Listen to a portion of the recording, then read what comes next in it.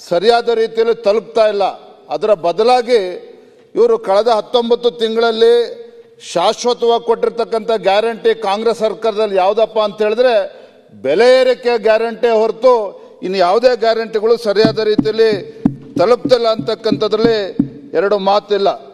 ಇವತ್ತು ರಾಜ್ಯಪಾಲರ ಭಾಷಣ ಸಂಪೂರ್ಣ ನೀವು ನೋಡಿದ್ರೆ ರಾಜ್ಯ ಸರ್ಕಾರ ಇವತ್ತು ಅನುಷ್ಠಾನ ಮಾಡುತ್ತೇವೆ, ಘೋಷಣೆ ಮಾಡಿದ್ದೇವೆ, ಮತ್ತೊಂದು ಕಡೆ ಅಭಿವೃದ್ಧಿಗೊಳಿಸುತ್ತೇವೆ, ಈ ಗೊಳಿಸುತ್ತೇವೆ ಮಾಡುತ್ತೇವೆ ಈ ವಿಚಾರ ಹೇಳಿದ್ದಾರೆ ಹೊರತು ಅಭಿವೃದ್ಧಿ ಮಾಡಿದ್ದೇವೆ ಅಂತಕ್ಕಂಥದ್ದನ್ನು ಎಲ್ಲೂ ಕೂಡ ಹೇಳಿಲ್ಲ. ಮತ್ತೊಂದು ವಿಚಾರ ಇವತ್ತು ಸಾಕಷ್ಟು ಇವತ್ತು ಆಕ್ಸ್ಫರ್ಡ್ ಹಬ್ನಲ್ಲಿ ಬರೆದಿರ್ತಕ್ಕಂಥದ್ರ ಬಗ್ಗೆ ಚರ್ಚೆ ಆಯಿತು. ಪರ ವಿರೋಧ ಎರಡೂ ಕೂಡ ಚರ್ಚೆ ಆಗಿದೆ. ಯುನೈಟೆಡ್ ನೇಷನ್ ಬಗ್ಗೆನೂ ಕೂಡ ಇವತ್ತು ಯುನೈಟೆಡ್ ನೇಷನ್ ಚೇರ್ಮನ್ ಅವರು ಏನು ಹೇಳಿದ್ದಾರೆ ಅಂಥದ್ದು ಕೂಡ ಸಾಕಷ್ಟು ಚರ್ಚೆ ಆಗಿದೆ. ನನ್ನ ಪ್ರಶ್ನೆ ಇವತ್ತು ಯುನೈಟೆಡ್ ನೇಷನ್ ಚೇರ್ಮನ್ ಏನು ಹೇಳಿದ್ದಾರೆ ಅಥವಾ ಆಕ್ಸ್ಫರ್ಡ್ ಹಬ್ನಲ್ಲಿ ಏನು ಚರ್ಚೆ ಆಗಿದೆ ಅಂತಕ್ಕಂಥದ್ದಲ್ಲ. ಇಲ್ಲಿ ಪ್ರಶ್ನೆ ಇರ್ತಕ್ಕಂಥದ್ದು ಇವತ್ತು ಗ್ಯಾರಂಟಿಯ ಬಗ್ಗೆ ಇವತ್ತು ಸಾಕಷ್ಟು ಶಾಸಕರು ಮಾತನಾಡಿದ್ದಾರೆ. ಗ್ಯಾರಂಟಿಯ ಬಗ್ಗೆ ಅಪಪ್ರಚಾರ ಮಾಡ್ತಾ ಇರ್ತಕ್ಕಂಥದ್ದು ಭಾರತೀಯ ಜನತಾ ಪಾರ್ಟಿ ಅಥವಾ ವಿರೋಧ ಪಕ್ಷದವರಿಂದ ಹೆಚ್ಚಾಗಿ ಆಡಳಿತ ಪಕ್ಷದವರೇ ಅಪಪ್ರಚಾರ ಮಾಡ್ತಾ ಇರ್ತಕ್ಕಂಥದ್ದು. ಯಾಕೆ ಅಂತ ಹೇಳಿದ್ರೆ ಇವತ್ತು ಗ್ಯಾರಂಟಿ ಅಂತಕ್ಕಂಥದ್ದು ಮನೆ ಸಭಾಧ್ಯಕ್ಷರೇ ಇದು ಕೇವಲ ಒಂದು ಚುನಾವಣೆ ಗೆಲ್ಲೋದಕ್ಕೋಸ್ಕರ ಗಿಮಿಕ್ ಅಂತೇಳಿ ಯಾರು ಹೇಳಿರ್ತಕ್ಕಂಥದ್ದು ನಾವು ಹೇಳಿಲ್ಲ. ಚುನಾವಣೆಯ ಗಿಮಿಕ್ ಅಂತ ಹೇಳಿರ್ತಕ್ಕಂಥದ್ದು ಆಡಳಿತ ಪಕ್ಷದ ಸಚಿವರಾಗಿರ್ತಕ್ಕಂಥ ಚಲುನಾರಾಯಣ ಸ್ವಾಮಿ ಅವರು ಹೇಳಿರ್ತಕ್ಕಂಥದ್ದು ಗಿಮಿಕ್ ಅಂತೇಳಿ. ಮತ್ತೊಂದು ತಮ್ಮ AICC ಅಧ್ಯಕ್ಷ ಹೇಳ್ತಾರೆ Karnataka government has no money to even put a bag of mud on a pothole roads.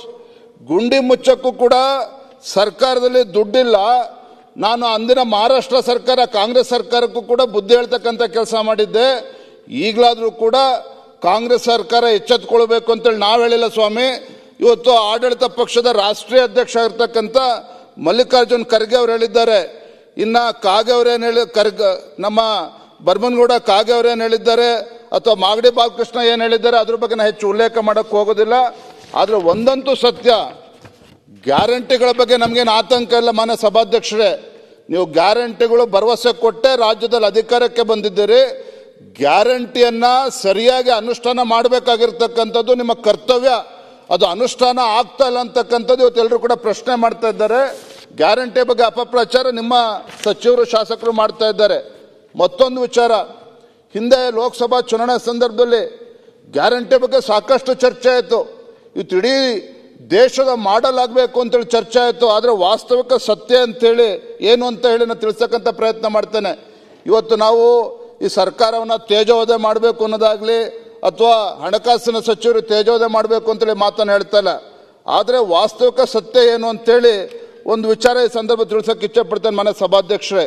ಇವತ್ತು ಹಿಮಾಚಲ ಪ್ರದೇಶ BJP ಸರ್ಕಾರ ಅಲ್ಲ ಕಾಂಗ್ರೆಸ್ ಸರ್ಕಾರ ಇರ್ತಕ್ಕಂಥದ್ದು. ಅಲ್ಲಿನ ಮುಖ್ಯಮಂತ್ರಿಗಳು ಸುಖ್ವಿಂದರ್ ಸಿಂಗ್ ಅವರು. ಸುಖ್ವಿಂದರ್ ಸಿಂಗ್ ಅಲ್ಲಿ ಹಿಮಾಚಲ ಪ್ರದೇಶದ ಮುಖ್ಯಮಂತ್ರಿಗಳು.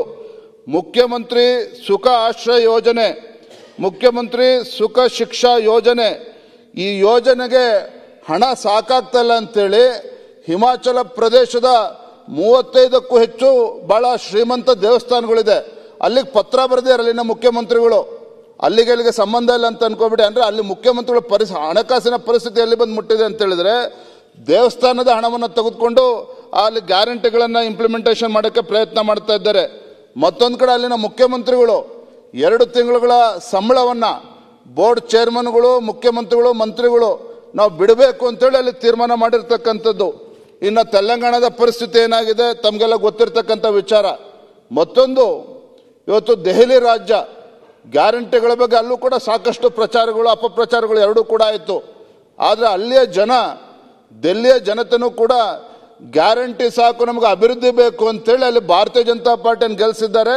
27 ವರ್ಷಗಳ ನಂತರದಲ್ಲಿ ಭಾರತೀಯ ಜನತಾ ಪಾರ್ಟಿ ಇವತ್ತು ಅಧಿಕಾರಕ್ಕೆ ಬಂದಿರತಕ್ಕಂಥದ್ದನ್ನು ಈ ಸಂದರ್ಭ ಉಲ್ಲೇಖ ಮಾಡೋದಕ್ಕೆ ಇಚ್ಛಪಡ್ತೇನೆ. ಇಲ್ಲಿ ಪ್ರಶ್ನೆ ಇರ್ತಕ್ಕಂಥದ್ದು ಗ್ಯಾರಂಟಿ ಪರ ವಿರೋಧ ಚರ್ಚೆಗಿಂತ ಹೆಚ್ಚಾಗಿ ನಾವು ಶಾಸಕರುಗಳು ಇವತ್ತು ಆಯ್ಕೆಯಾಗಿ ಸದನದಲ್ಲಿ ಬಂದಿರತಕ್ಕಂಥದ್ದು ನಮ್ಮ ಕ್ಷೇತ್ರಗಳಿಗೆ ಪ್ರವಾಸ ಹೋದಾಗ, ಕ್ಷೇತ್ರಗಳಿಗೆ ಹೋದಾಗ ನಮ್ಮ ಮತದಾರರು ಕೇಳ್ತಕ್ಕಂಥ ಪ್ರಶ್ನೆ, ಎಷ್ಟು ಆಸ್ಪತ್ರೆಗಳು ತಂದಿದ್ದೀರಿ ನಮ್ಮ ಕ್ಷೇತ್ರಕ್ಕೆ, ಎಷ್ಟು ರಸ್ತೆಗಳು